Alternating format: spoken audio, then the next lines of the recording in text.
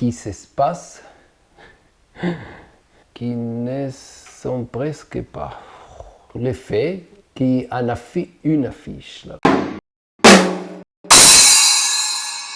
Bonjour à toutes et à tous. Je suis ici pour vous parler des faits intéressants qui se passent en ce moment en Israël et qui ne sont presque pas mentionnés dans les médias français. Bien sûr, mon opposition à l'entreprise sioniste me guidera dans le choix des éléments abordés et dans leur analyse. J'aimerais tout d'abord parler d'un enjeu important de la campagne électorale en cours, la 5e au cours des 2 dernières années. Les Juifs israéliens deviennent de plus en plus nationalistes et cela se reflète bien sûr dans les partis sionistes. La personne qui incarne le plus l'extrémisme de droite est le membre de la Knesset, Itamar Ben-Gvir, que vous connaissez peut-être un peu moins que d'autres. Dans sa jeunesse, il a étudié avec Meir Kahana, qui a fondé le mouvement raciste le plus important d'Israël, la Ligue de défense juive, qui a ensuite été interdite en raison de son extrémisme. L'État a déposé des dizaines d'actes d'accusation contre Ben-Gvir. Il a été reconnu coupable de 8 d'entre eux, dont l'incitation au racisme et le soutien à une organisation terroriste, le mouvement de Kahana. Dans son passé douteux, on évoque toujours le fait qu'une affiche de Baruch Goldstein, qui a perpétré le massacre massif des Palestiniens à Hébron en 1994, était accrochée au mur de son salon. Aujourd'hui, en amont des élections prévues le 2 novembre, les sondages prévoient que le parti de Ben-Gvir va obtenir près de 10 mandats sur 120 députés. Ben-Gvir est entré dans la Knesset actuelle après rejoindre le parti de droite dirigé par Bezalel Smotrich, qui représente principalement les colons de Cisjordanie. Mais aujourd'hui, le pouvoir politique de Ben-Gvir est presque 2 fois supérieur à celui de Bezalel Smotrich. Meron Rapaport, dans un article sur le site Sicha Mekomit, compare l'ascension fulgurante de Ben-Gvir à celle de Giorgia Meloni, laquelle a également commencé son parcours politique au sein d'un mouvement fasciste qui, à l'époque, n'était pas légitime. Comme Meloni, qui vient de gagner les élections en Italie et d'autres leaders d'extrême droite en Europe, Ben-Gvir se présente lui aussi comme étant plus modéré aujourd'hui. La photo du tueur Goldstein n'est plus accrochée dans sa maison et il ne pense plus que les Arabes devraient être tués. Son discours modéré trouve des oreilles attentives et il passe très souvent à la télévision. Dans un récent sondage, on constate que 64% des citoyens israéliens soutiennent la loi sur l'immigration qu'il propose, laquelle permettrait l'expulsion de tous ceux qui ne soutiennent pas le pays et l'armée israélienne. Il a déjà déclaré qu'il ne s'agissait pas seulement des Palestiniens, mais aussi des Juifs, comme par exemple le député Ofer Kassif du parti non-sioniste qui s'appelle Hadash. Mais que Ben-Gvir ait le succès de Meloni ou même de Le Pen, il faudrait qu'ils fassent ce qu'ils ont déjà fait, écraser les partis de droite traditionnels, écrit Rapaport. Pour cela, Ben-Gvir devrait écraser le Likoud et surtout son chef Netanyahou. Cela semble peut-être lointain aujourd'hui, mais prêtez attention aux chiffres suivants. Lors des élections de mars 2020, le parti de Ben-Gvir a obtenu 0,4% de voix et n'a donc pas réussi à entrer dans la Knesset, alors que le Likoud a obtenu 30% de voix. Aujourd'hui, d'après les sondages, Ben-Gvir recevrait 10 mandats et le Likoud entre 31 et 34. Autrement dit, en 2 ans, l'écart entre le Likoud et les partis d'extrême droite a été réduit dans une proportion de 30 à 3 fois. Ben-Gvir et Smotrich feront une liste commune dans la prochaine Knesset. En fait, c'était Netanyahou qui avait organisé la réunion entre les deux pour qu'ils promettent de former un nouveau parti ensemble. Si le bloc de droite parvient à former un gouvernement, Ben-Gvir deviendra un ministre important. Dans n'importe quel pays européen, il serait qualifié de néo-nazi. Et en Israël, cela est bien sûr interdit. Et maintenant, un peu d'histoire. On a déjà écrit beaucoup sur l'occupation israélienne au Liban et sur les relations étroites entre Israël et le président chrétien Bachir Gemayel. On sait également qu'il a été assassiné pour cette relation. Mais il y a quelques semaines, Uri Misgav a publié un long article dans Haaretz décrivant la fréquence et l'importance des réunions entre Gemayel et des membres du Mossad et de la direction politique israélienne. Il montre à quel point Israël cherchait à contrôler Gemayel. Ces témoignages, accompagnés de photographies, montrent clairement les relations colonialistes entre Israël et les dirigeants arabes d'un pays voisin.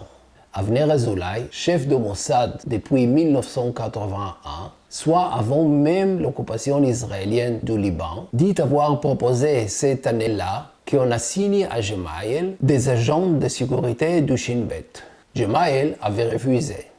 Ariel Sharon, qui était alors le ministre de la Défense dans le gouvernement de Menachem Begin, avait noué des liens étroits avec Gemayel et l'a rencontré à 12 reprises, notamment dans sa ferme du Negev, construite sur les terres du village palestinien de Houj, dont les habitants avaient été expulsés durant la Nakba. David Ivry, qui était alors le commandant de l'armée de l'air, a accueilli Gemayel sur une base de l'armée de l'air et a insisté pour l'emmener en vol au-dessus du Liban dans un avion de type Skyhawk. En échange, Gemayel leur a fourni une carte topographique détaillée de son pays qui a ensuite contribué aux frappes aériennes. L'intérêt israélien était comme toujours colonial, contrôler les pays arabes voisins. L'intérêt de Gemayel était qu'Israël l'aide à devenir présidente et soutienne les Maronites. Quand Israël a envahi le Liban en 1982, les dirigeants s'attendaient à ce que les chrétiens se joignent aux Israéliens dans la guerre contre les Palestiniens et les Syriens. Gemayel a de nouveau refusé. Azoulay affirme que Gemayel lui a demandé ce qu'il pouvait faire pour apaiser les Israéliens et il lui a proposé d'inviter les membres du Mossad à dîner. Lorsque les Israéliens sont entrés dans ces restaurants luxueux, l'orchestre a joué Hava Nagila. Les dirigeants israéliens ont exercé une énorme pression sur le président libanais pour qu'il signe un accord de paix avec Israël. Il a répondu à Begin, « Qu'est-ce qui est le mieux pour vous? Un bon ami mort ou un véritable ami vivant, mais pas en paix ?» Lorsque Gemayel a été assassiné dans l'expulsion d'une permanence des phalanges, la personne qui a trouvé son corps était Nechik Navot, un membre du Mossad, qui l'a apporté à la femme de Gemayel. Azoulay dit qu'après l'assassinat, il s'est rendu au quartier général de Gemayel avec son successeur. Il a trouvé 2 boîtes en acajou, une pour lui et une pour Raphaël Eitan, le chef d'état-major, que Gemayel leur avait laissé. Dans sa boîte se trouvait une dédicace personnelle, un pistolet Colt 45 en nickel chromé et une gravure à Avner de B.G. Uri Misgav, qui a écrit l'article sous-mentionné, participe actuellement à un débat qui a éclaté récemment, principalement dans les pages du journal Haaretz, sur un sujet douloureux, la disparition de centaines d'enfants des familles juives yéménites dans les premières années de l'État. Malgré les démunis de l'État et 3 commissions d'enquête qui ont déterminé qu'il n'y avait pas eu de planification des enlèvements de bébés, il existe des témoignages de centaines de cas d'enfants, principalement issus des familles yéménites, disparus dans des hôpitaux. Le principe était que lorsqu'un bébé tombait malade, il était emmené à l'hôpital et quelques jours plus tard, la famille était informée de son décès. Lorsque la famille demandait à savoir ce qu'il s'était exactement passé et à récupérer le corps pour les funérailles, On leur disait que le bébé avait déjà été enterré et qu'on ne savait pas où. L'attitude envers les familles était humiliante et condescendante. Des témoignages des familles qui demandent toujours la reconnaissance de l'injustice qui leur a été faite, il ressort qu'ils soupçonnent qu'il y a eu des cas d'enlèvement d'enfants transférés dans d'autres familles, majoritairement ashkénazes.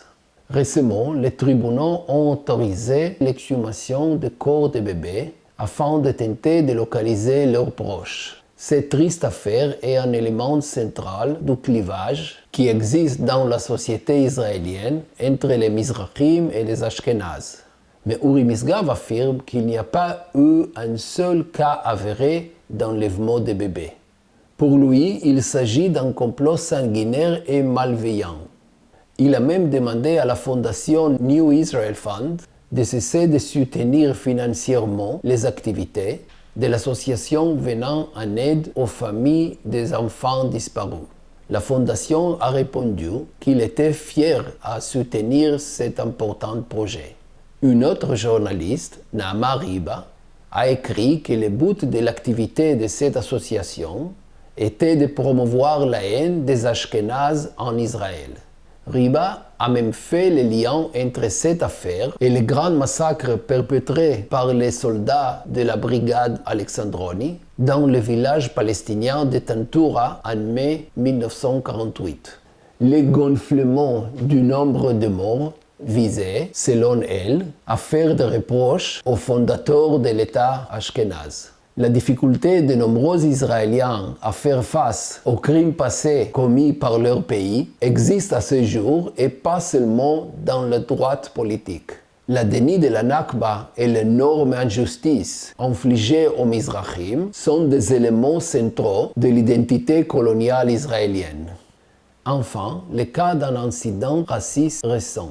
3 nourrices arabes de Jérusalem-Est ont été contraintes de quitter leur emploi dans un jardin d'enfants de la ville juive de Holon, à la suite des pressions et des menaces des parents d'enfants. Les parents ont exigé que les travailleuses leur montrent leur carte d'identité et leur ont crié d'aller à Gaza ou à Ramallah. Ces femmes se sont senties menacées et ont appuyé sur un bouton de détresse pour appeler à l'aide.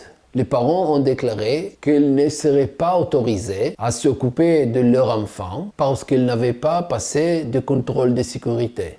Une mère a affirmé que ce n'était pas du racisme, mais de la peur. Nous vivons en Israël. Ce matin même, il y avait eu un échange de tirs. La peur n'est pas du racisme, mais c'est exactement ce que le racisme. Attribuer des caractéristiques de violence à tout un groupe de population. Le lien entre les tirs à la frontière et le rejet des Palestiniens à l'intérieur du pays est l'essence de l'expérience israélienne. Des racistes sont élevés dans des jardins d'enfants et deviennent des soldats. C'est la preuve qu'il faut éduquer au nationalisme. Le racisme a été si flagrant que le président de l'organisation qui gère les jardins d'enfants, une organisation sioniste nommée Naamat, a réagi vivement. Racisme et discrimination de toute nature, pas dans notre école. Honte! Nous protégeons les droits de toutes nos travailleuses à travailler, quelle que soit leur origine ou leur religion. C'est incroyable que cela doive être clarifié en Israël en 2022. Mais malheureusement, ce n'est pas incroyable. C'est tout pour le moment. J'apprécierai vos commentaires. À bientôt!